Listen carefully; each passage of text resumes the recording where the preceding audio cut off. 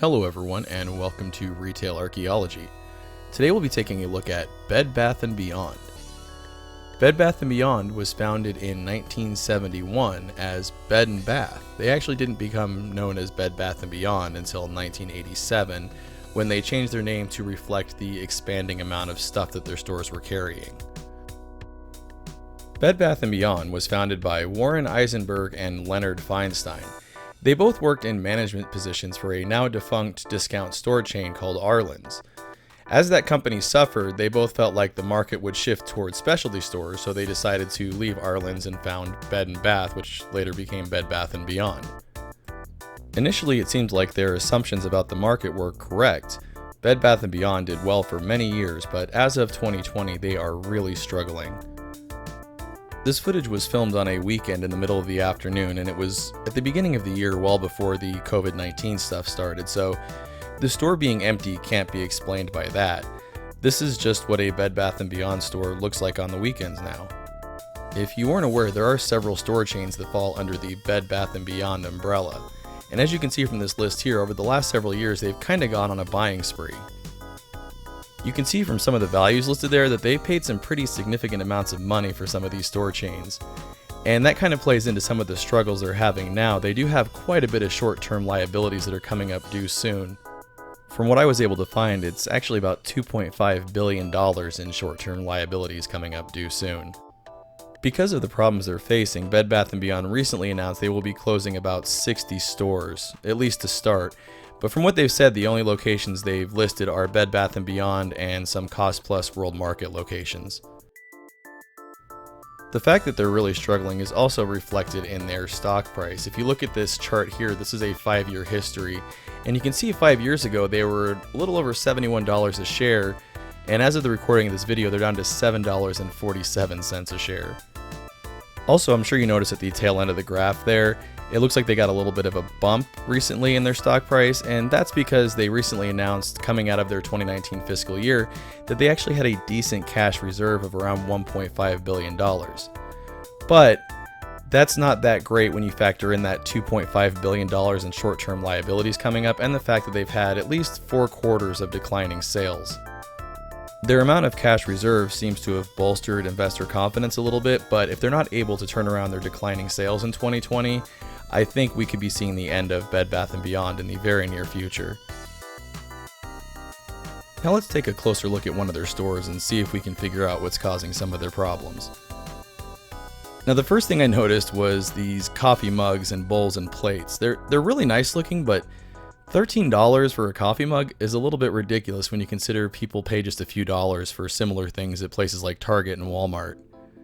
It seems like with the way some of the prices are in the store, they want to position themselves as a luxury home goods store, but then they have things like this tacky pineapple lantern that's just a handful of lights in a glass pineapple. Something I was kind of surprised to see is they've really jumped on the CBD oil bandwagon. They've got CBD stuff all over the place, like this oil here and these oil bracelets, but it doesn't seem like they're selling a lot of them.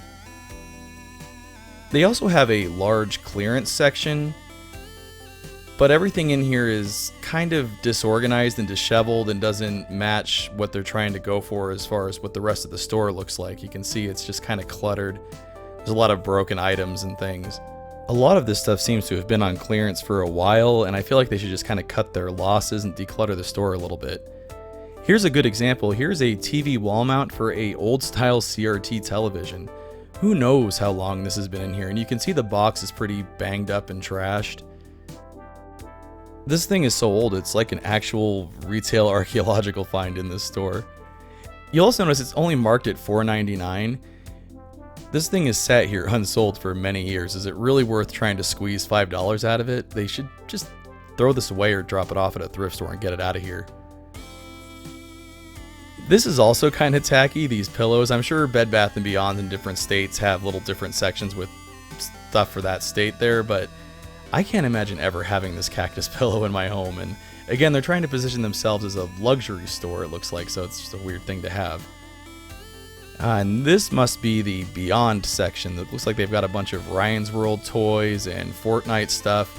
Again, this is the last thing that I would come to Bed Bath & Beyond to buy, so it seems kind of silly to waste the floor space on it. And look, there's Brookstone. They're actually still around. All their stores are gone, but they still sell their products in a lot of places. And here's even more Brookstone stuff, and I got a good chuckle out of this here in particular. Right above these pillows and things they have here, they have some CBD infused pillowcases. Talk about jumping on the bandwagon. This just seems kind of desperate to have all this goofy CBD stuff all over the place. Oh, and here's the classic My Pillow. I'm sure you recognize that loony looking guy from the commercials.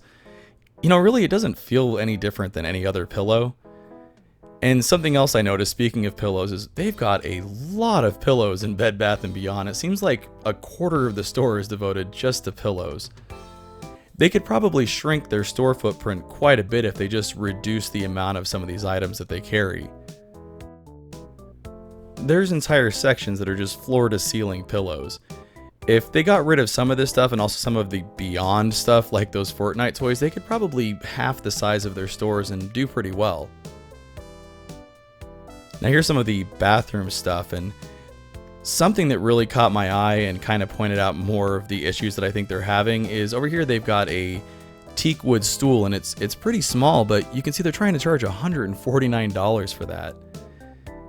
I don't know many middle class people, which is where these stores are kind of located in, there's middle class areas that would spend that much on a bathroom stool. Or this, for example, they've got toilet bowl brushes over here that are $50, $60. The kind of people that I see going into Bed Bath & Beyond probably wouldn't spend that much on a toilet bowl brush. They're gonna go to Target and buy a nice decorative plastic one for, $15. They really seem to become out of touch with their market because the people who would spend $60 on a toilet bowl brush aren't shopping at Bed Bath & Beyond. This gave us a good chuckle too. They need to not have displays like this. That just looks wonky and wobbly and like junk. And I don't think they want customers seeing that, so they probably should clean up their displays as well. I think they're going to have to close more than 60 stores like they've announced, and I think they're going to have to reduce the footprint of a lot of the stores they have already in order to succeed and make it in the future. It is important to note that $1.5 billion in cash reserves that they have, a good chunk of that was actually generated by selling a lot of their real estate to a company and then leasing it back. So it wasn't made from increased sales or anything like that. So again, that's why I think they're going to burn through that cash really quickly if they don't turn things around here this year. They have a lot of decisions to make in the future. For example, do they want to sell $50 and $60 toilet bowl brushes, or do they want to sell affordable home goods and poo-pourri spray for your toilet? Which, by the way, this stuff does actually work. It's funny because while we were filming this, I really could not remember the last time that I had been in a Bed Bath & Beyond store before this. Really, anything that they sell here, I would just go buy somewhere else, much cheaper. I will say though, it does give me a little bit of a warm, fuzzy feeling seeing this old CRT security monitor. What are your thoughts on Bed Bath & Beyond though? Do you think their days are numbered? I'd love to hear what your thoughts are down in the comments below. As always everyone, thanks for watching. Want to see your name here? Head on over to patreon.com/retailarchaeology to find out how you can help support the channel. Hey everyone, thanks for checking out my video on Bed Bath & Beyond. If you enjoyed it, make sure to hit those like and subscribe buttons, and also make sure to follow at the social media links down there because that's the best way to keep up with what's going on with the channel.